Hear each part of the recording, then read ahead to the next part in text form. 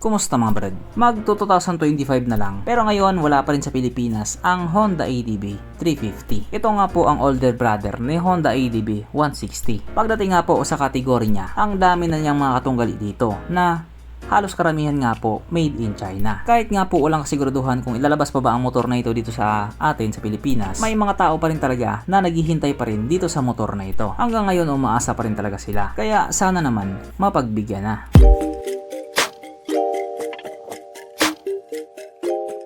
Pero syempre bago tayo magpatuloy, kung bago ka pa lamang napadpad dito sa aking walang kwentang channel, huwag ka nang mag-subscribe.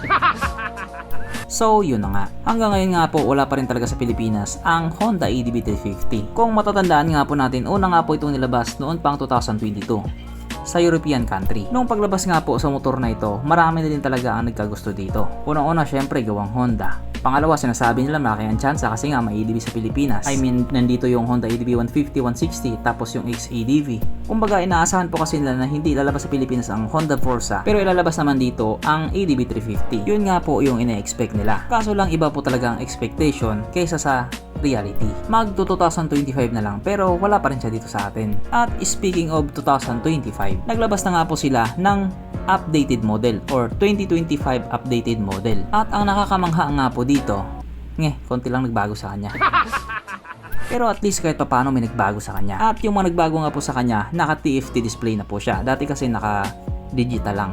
At isa pa nga po sa mga nagbago sa kanya, adjustable na po yung rear shock niya na palagi nga po nilang ginagamit Showa na brand. At isa pa, mailaw na rin yung kanyang compartment. O diba? May mga nagbago din sa kanya. Hindi, wow. Kaya dahil dyan, pag-usapan na lang muna natin kung ano bang meron sa motor na ito at kung gaano nga ba talaga siya kaganda. So ito nga po ang Honda ADB 350 2025 model na mayroong 330 cubic centimeter engine displacement, 4-stroke single cylinder, single overhead cam with 4 valves, powered by ESP Plus or Enhanced Smart Power Plus. Na ang ibig nga pong sabihin, mas pinalakas na makina at mas pinatipid sa gasolina.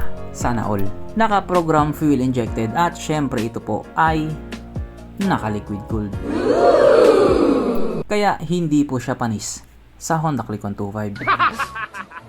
Pagdating naman po sa kanyang power, ito po ay mayroong 28.8 horsepower, 7,500 RPM, 31.5 Nm of torque at 5,250 RPM. Na ayon nga po sa mga taong nakagamit sa motor na ito po ay kaya tumakbo sa bilis ng 152 kilometers per hour. Pero kung sakaling maisipan nila na ilabas na nila sa Pilipinas yan, panigurado aabot ng 200 kph yan. Aba syempre, ibang usapan na kapag Pinoy na nakasampa.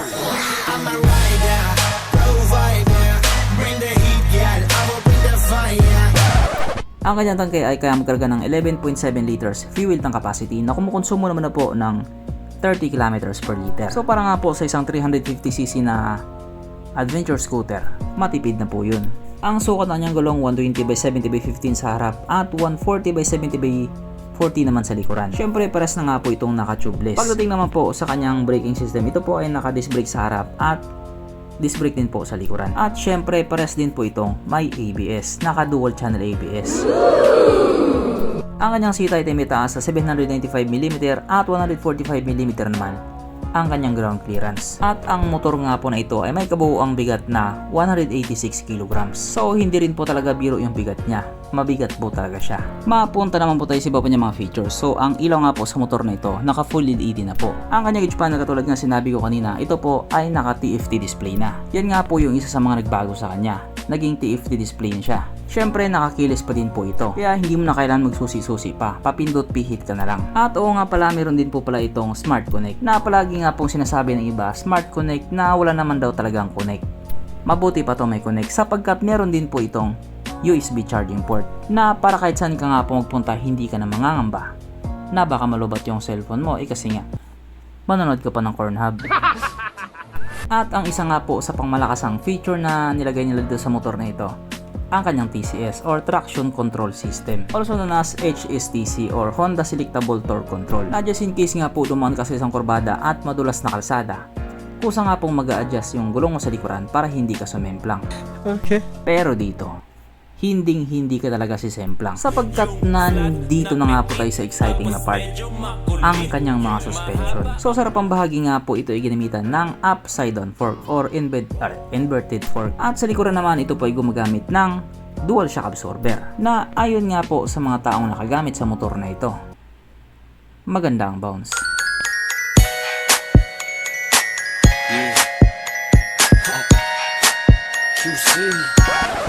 Siyempre dahil alam kong bitin ka pa, meron pang isa.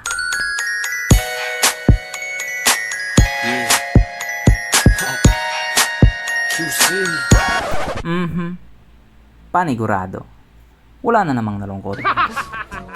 At dahil wala nga pong nalungkot, alamin na po natin kung present nga ba sa motor na ito yung tatlong pinaka-importanting features. So, una na nga po dito ang kanyang lagayan ng istalyon at good news mga brad. Meron siyang ganon. Meron siyang lagayan ng istalyon. Kaso lang, wala po siyang sabitan ng pulutan.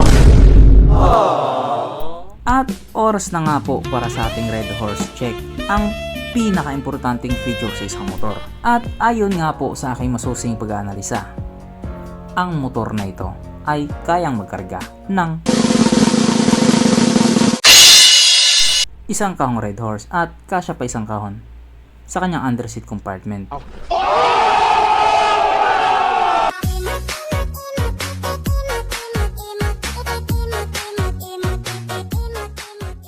So therefore ang motor na ito kahit pa paano recommended. At regarding nga po sa kanyang presyo, ito nga po yung nagkakalaga ng 5,899 pounds na kung i-convert nga po natin into Philippine peso, ito po ay papatak ng 440,000 pesos. Katulad nga po ng inaasahan, hindi talaga basta-basta yung presyo niya. Mayroon nga po siyang presyong hindi nakakatuwa. Pero kasi, yun lang naman po ay presyo sa ibang bansa. Yan po ay presyo sa UK, sa United Kingdom. Kung ikukumpara mo din kasi yung presyo doon sa kanila tapos yung presyo dito sa atin, di hamak na mas mahal talaga yung presyo sa kanila. Pero pagdating naman sa sahod, mas malaki din naman yung sahod nila. Dito kasi sa atin, kung gusto mo maging instant milyonaryo, pumasok ka muna sa politika. Konting kaway-kaway, konting kaplastikan, tapos pag lumusot, nakaw malala. Pero sa ngayon nga po, wala tayong idea kung ilalabas ba ang motor na ito dito sa Pilipinas ngayong 2025. Pero sana nga lang talaga ilabas nila kasi isipin mo, hindi na nga nila nilabas sa Pilipinas yung Honda Forza. Tapos marami pa silang motor na hindi nilalabas sa Pilipinas. Yung Honda CB150R X-Motion. Yan, yung motor na yan. Ang dami nga po talaga nag-aantay sa motor na yan. Kaya ngayong 2025 nga po, medyo nakaka-excite na, medyo nakakaba. Nakaka-excite na baka ilabas na nila yung isa sa mga motor na yan. Nakakaba na baka hindi pa rin talaga nila ilabas yan. Baka mabaliw ka na. Kaya yan nga po ang sabay-sabay nating abangan. So hanggang dito na lang muna mga brad. Kung may gusto kong sabihin or gustong idagdag doon sa mga sinabi ko, mag-comment ka na lamang sa baba. Okay, bye.